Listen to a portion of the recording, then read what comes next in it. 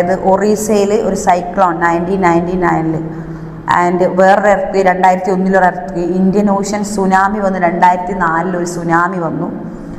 And flood വെള്ളപ്പൊക്കം 2018 Chennai and Kerala cyclone and flood in Chennai and Kerala 2018 നമ്മളെ ഇന്ത്യയിൽ വെച്ച് നമ്മൾ കണ്ട ഏറ്റവും വലിയൊരു ഫ്ലഡ് വന്നത് അല്ലേ. അത് മറന്നു പോകരുത് ഡിയർ സ്റ്റുഡൻസ്, മറന്നു പോകരുത്, നിങ്ങളത് നോട്ട് ചെയ്ത് വെക്കണം. 2018 flood were responsible in the quick reaction of India. The high-powered Committee of Disaster Management is constituted under the chairman Shri J.C. Pan, Secretary Minister of Agriculture and Government of India. The first attempt in India towards framing the systematic and comprehensive holistic approach towards the disasters. ഇതിൽ നിന്നാണ് നമ്മൾ എന്ത് പഠിച്ചത്? നമ്മളെ ഇന്ത്യയിൽ it was the first attempt to India towards framing the systematic and comprehensive and holistic. Systematic ആയിട്ടും comprehensive ആയിട്ടും holistic ആയിട്ടും ഒക്കെ ഈ ഒരു 2018 വന്ന ഫ്ലഡ്സിനെ നമ്മൾ അത് വന്നത് കേരളത്തിലാണ് അല്ലേ. കേരളം ടു തമിഴ്നാട് ഇവിടെയാണ് ആ വലിയൊരു വെള്ളപ്പൊക്കം വന്നത്. നമുക്കറിയാം, നമ്മൾ ആ കാലഘട്ടത്തിൽ ജീവിച്ചതാണ്, ഇപ്പോൾ കഴിഞ്ഞു പോയിട്ടുള്ളൂ. ദെൻ ഇത്രയും കാര്യങ്ങളാണ്. ഈ നെക്സ്റ്റ് നമുക്ക് ഡിസ്കസ് ചെയ്യാനുള്ളത് കേസ് സ്റ്റഡി. എന്താണ് കേസ് സ്റ്റഡി? കേസ് സ്റ്റഡി എന്ന് ഉദ്ദേശിക്കുന്നത് നമുക്കറിയാം, disaster management and case study. Okay, case study, disaster management and case study.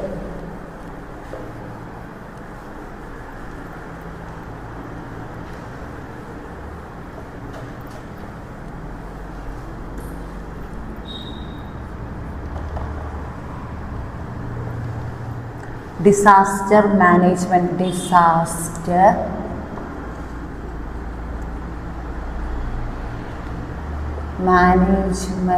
and case study. എന്താണ് disaster management and case study? ഇതിൽ നമ്മൾ പ്രധാനമായി discuss the case studies related disaster management in Indian context.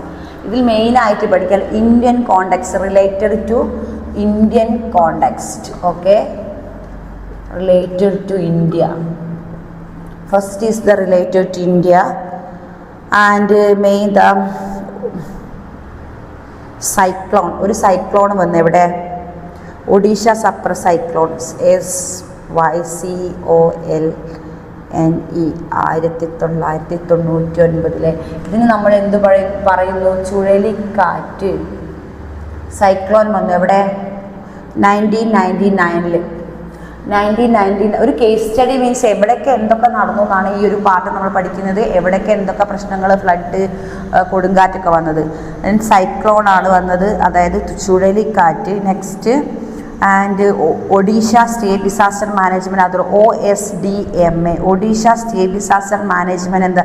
The government of Odisha constituted the Orissa state disaster migration authority under the society of registration act ODMSA. Okay, the major task of OSDMA is concentrated disaster preparedness. എന്താണ് OSDMA?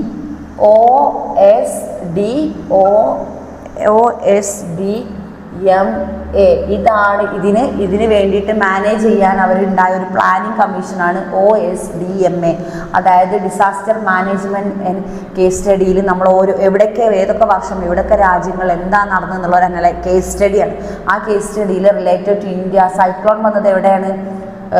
Odisha. അത് 1999 cyclone ചുഴലിക്കാറ്റ് വന്നു അല്ലേ. Next Bhuj earth cake. 2001 ഒരു earth cake വന്നു. Okay, 2001 ഭൂമി കുലുക്കം. 2001 earth cake.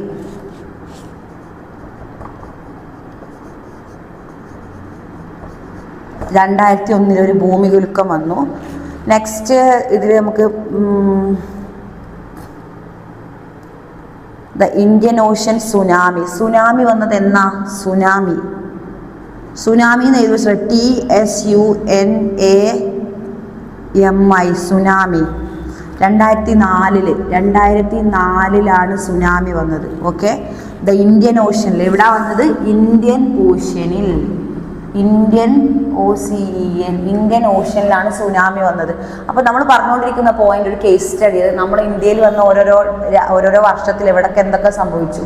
അതായത് case related to 99, 2004, 2001. പിന്നെ വന്നത് ഉത്തരാഖണ്ഡ് ഫ്ലഡ് 2013. ഉത്തരാഖണ്ഡിൽ ഒരു ഫ്ലഡ് വന്നു 2013 ഫ്ലഡ്. ഓക്കെ, 2013 ഒരു ഫ്ലഡ് വന്നു ഉത്തരാഖണ്ഡിൽ. എവിടെയാണ് വന്നത്? ഉത്തരാഖണ്ഡിൽ.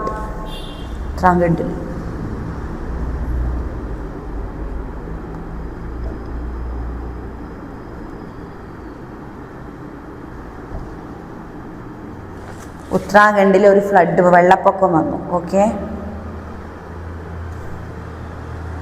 സൈക്ലോൺ ഫാലിനി 2013 വീണ്ടും ഒരു സൈക്ലോൺ വന്നു.